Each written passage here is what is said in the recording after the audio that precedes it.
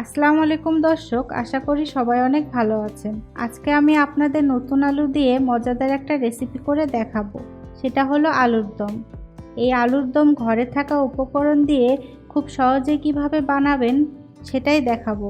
তো চলুন দেখে নিই কিভাবে বানাতে হয়।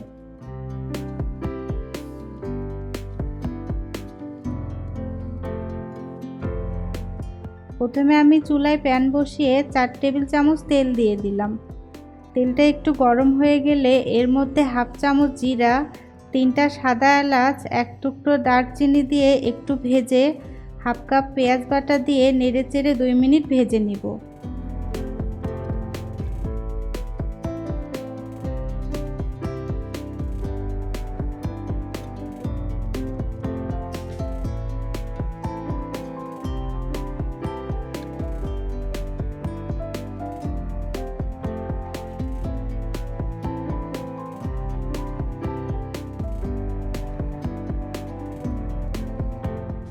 তারপর হাফ চামচ আদা রসুন বাটা, 1.5 চামচ মরিচের গুঁড়া, হাফ চামচ হলুদ গুঁড়া, হাফ চা চামচ জিরা গুঁড়া, হাফ চা চামচ ধনিয়া গুঁড়া ও স্বাদমতো লবণ দিয়ে সব উপকরণ নেড়েচেড়ে কষিয়ে নিব।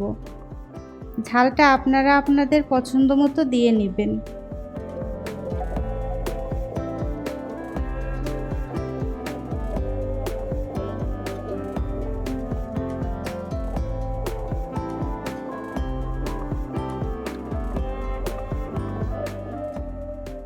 এক কাপ টমেটো পেস্ট দিয়ে নেড়েচেড়ে সব উপকরণ মিশিয়ে নিয়ে ঢাকনা দিয়ে দিব 2 মিনিটের জন্য।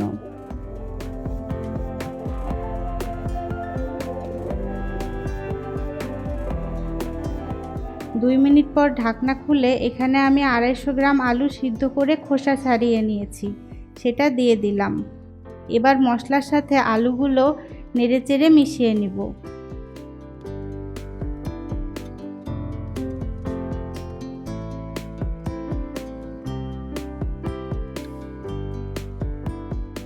ঢাকনা দিয়ে চুলার জাল মিডিয়াম লোতে রেখে 5 মিনিট রান্না করে নিব।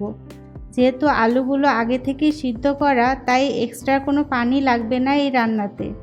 পেঁয়াজ বাটা ও টমেটো বাটাতেই যে পানি ব্যবহার করেছি সেটা দিয়েই পুরো রান্নাটা হবে।